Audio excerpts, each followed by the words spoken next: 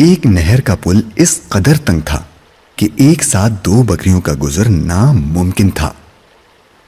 ایک دن ایک بکری اس پل پر جا رہی تھی۔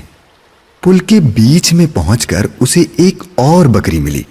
پہلی بکری دوسری بکری سے کہنے لگی، تم واپس چلی جاؤ تاکہ پہلے میں پل کو پار کر لوں، اس کے بعد تم آ جانا۔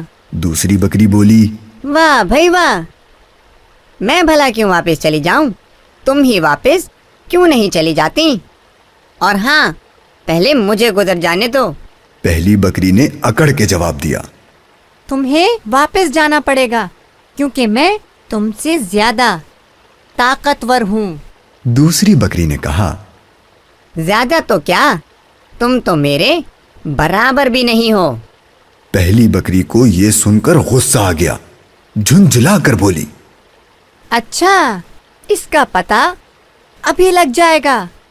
یہ کہہ کر اس نے لڑنے کے لیے اپنے سینگ نیچے جھکا لیے، اور پھر دوسری بکری نے اسے روکتے ہوئے کہا، ٹھہرو ٹھہرو، دیکھو، لڑنے سے کوئی فائدہ نہیں۔ اگر ہم لڑیں گے تو دونوں نہر میں گر کر ڈوب جائیں گے۔ میری سمجھ میں ایک ترکیب آئی ہے، میں پل پر لیٹ جاتی ہوں، تم میرے اوپر سے گزر جاؤ۔ یہ کہہ کر دوسری بکری پل پر لیٹ گئی اور پہلی بکری آہستہ آہستہ اس کے اوپر سے گزر گئی۔ اس کے بعد دوسری بکری بھی آرام سے پل پار کر گئی۔